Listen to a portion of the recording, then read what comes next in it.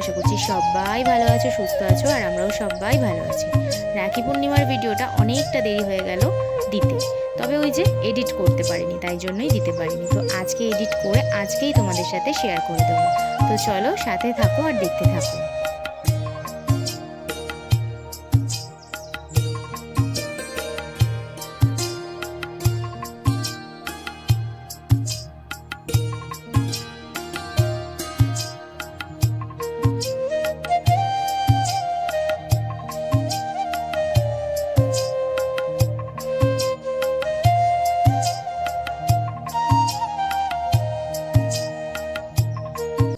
সকালবেলা তো চাউমিন করেছিলাম টিফিনে, আর দুপুরে আমাদের কি মেনু বলো তো? তোমরা হয়তো দেখে বুঝতে পারছো, আবার অনেকে হয়তো বুঝতেও পারছো না।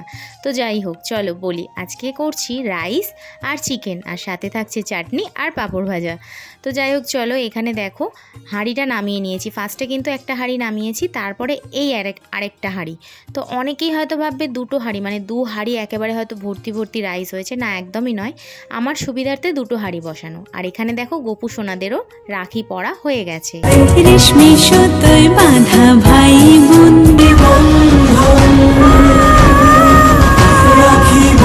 গোপু সোনাদের তো রাখি পরানো হয়ে গেছে, ওর দিদি রাখি পরিয়ে দিয়েছে। এবার পালা আমার ভাইয়ের আর আমার ছেলের। তো এবার আমরা দুজনে মিলে এখানে সমস্ত কিছুটা গুছিয়ে নিচ্ছি ওদেরকে রাখি পরাবো বলে। আর সত্যি কথা বলতে এই রাখি পূর্ণিমাটা আমার জীবনে ফার্স্ট টাইম।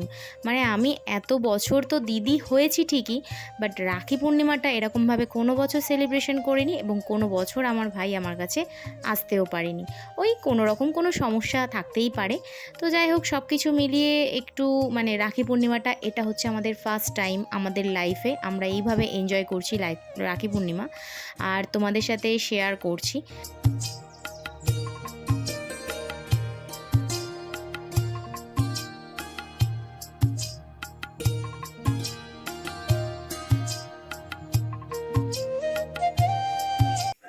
সকাল থেকে যুদ্ধ করে এই সবে রাখি পরানো হয়েছে। আর ওই দেখো ভাই হচ্ছে মায়ের সাথে গল্প করছে, আর আমরা এই সবে রাখি পরালাম, তাই তো?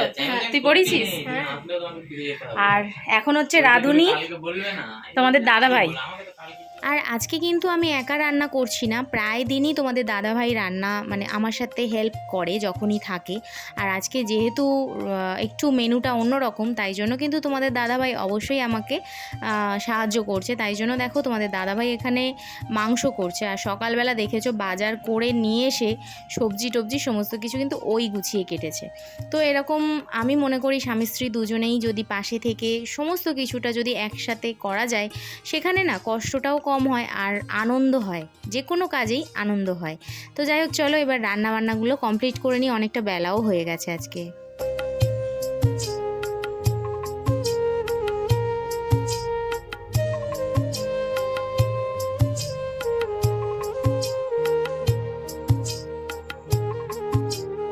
ওদিকে তো তোমাদের দাদাভাই মাংস করছেই, আর এদিকে আমি চলে এসেছি সমস্ত সবজিগুলো ভেজে, মানে যা যা লাগবে সেগুলো ভেজে নিয়ে চলে এসেছি। এখানে করব রাইসগুলো হচ্ছে মিক্সিং, আর দুটো হাঁড়িতে করব। তোমাদেরকে বলেইছি দুটো হাঁড়িতে করলে কি হয়, মিক্সিং করতে সুবিধা হয়। আর অনেকটা যেহেতু রাইস, সেই কারণে একটা হাঁড়িতে করলে আমি মিক্স করতে পারতাম না, সেই কারণেই দুটো হাঁড়ি নিয়ে বসেছি। আর এই বুদ্ধিটা কিন্তু আমার না, এই বুদ্ধিটা সম্পূর্ণই তোমাদের দাদাভাইয়ের। আর এখানে আমি সমস্ত কাজগুলো করছি আস্তে আস্তে, মানে রাইসের ব্যাপারটা আমি করছি আর মাংসটা তোমাদের দাদাভাই করছে।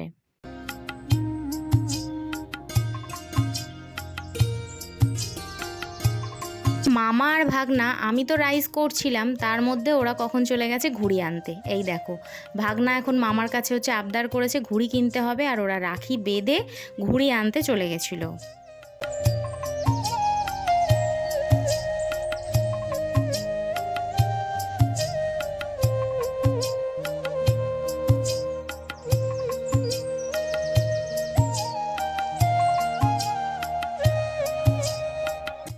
রাইসটা মিক্সিং করার পর দেখছি অনেকটা রাইস বেশি হয়ে যাচ্ছে, মানে এটা করলে আমাদের বেশিই হবে। সেই কারণে আমি দুটো কন্টেনার নিয়েছি, সাদা যে ডাব্বাগুলো সেগুলো নিয়েছি। তার মধ্যে এখন দেখো এই রাইসগুলো ভরে রেখে দিচ্ছি, কেননা অন্য দিন মানে পরের দিন আমরা এটা ভাত খেয়ে নিতে পারবো।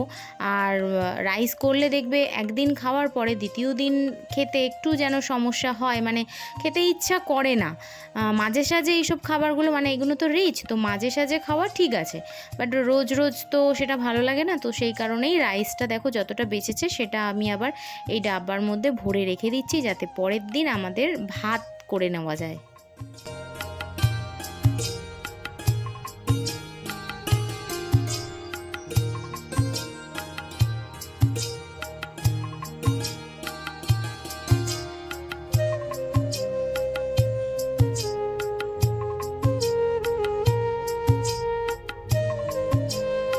সব কিছুই কমপ্লিট হয়ে গেছে। এবার একটু এই দুটো হাঁড়ি এখানে একটু দমে বসিয়েছি। এটা হয়ে যাওয়ার পরেই ফার্স্টেই দেখো এখানে নিচে শ্বশুর শাশুড়ি আর কাকা শ্বশুর রয়েছে, ওনাদের জন্য দিয়ে আসছি।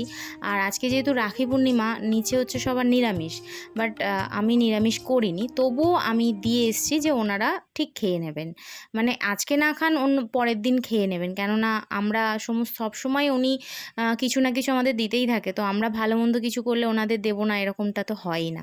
তারপরে ওনাদের দিয়ে আসার পর এখানে আমি সবার খাবারটা বেড়ে নিচ্ছি। আর এখানে তোমাদের দাদাভাই একটু কাজে গেছিলো, সেই জন্য আমরা খেতে বসিনি, ওদের তিনজনকে একেবারে খেতে দিয়ে দিয়েছি।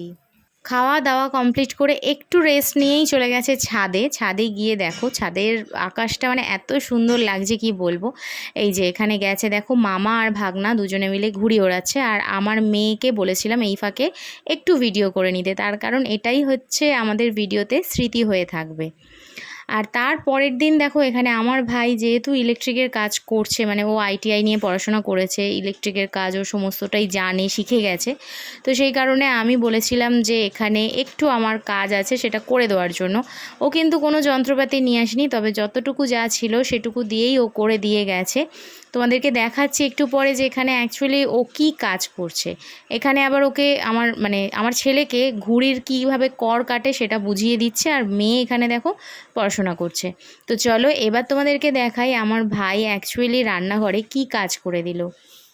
এই যে দেখো এখানে দেখে কি তোমরা কিছু বুঝতে পারছো? এবার হয়তো ভিডিও কোয়ালিটি একটু তোমরা ভালো পাবে, মানে একটু আলোটা পাবে। এই আলোটার আমার খুব দরকার ছিল, সেই জন্য ও করে দিল। আমাকে মারছিস কেন? আমি কি করি? এর পরের দিনই ভাইয়ের চলে যাওয়ার পালা, মানে এটা হচ্ছে পরের দিনের ভিডিও আমি অ্যাড করে দিয়েছি, রাখি পূর্ণিমার দিন আর পরের দিন একসাথে অ্যাড করে দিয়েছি। তো দেখো এখানে হচ্ছে ভাইয়ের চলে যাওয়ার পালা, মনটাও খারাপ হয়ে যাচ্ছে। ভাই বেশ দুদিন কি 3 দিন মতো ছিল, বেশ ভালোই লাগছিল।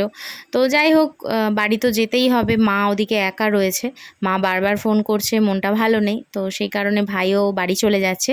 যাই হোক এবছরের রাখি পূর্ণিমাটা আমাদের বেশ আনন্দ করে কেটেছে, খুব ভালো কেটেছে। আমি চাই এরকম প্রত্যেক বছরই যেন আমাদের রাখি পূর্ণিমা, ভাইফোঁটা, মানে এগুলোই আমাদের কাছে মেন, তো এগুলো যেন ভালোভাবে কাটে। আর এখানে দেখো তোমাদের দাদাভাই ওকে ছেড়ে দিতে যাচ্ছে, মানে ছেলে মেয়েকে পড়তে দিয়ে আর ওকে একেবারে বাসে তুলে দিয়ে আসলে ওরও সুবিধা হবে, তো সেই জন্য ও একেবারে বেরিয়ে পড়েছে। তো কি আর বলবো, সবারই এরকম হয়, আসার পরে যখন কেউ চলে যায় তখন একটু মনটা খারাপ হয়। তো বাড়ি তো সবাইকেই ফিরতে হবে। যাই হোক আজকে ভিডিওটা যদি ভালো লেগে থাকে লাইক কমেন্ট শেয়ার করো। টাটা।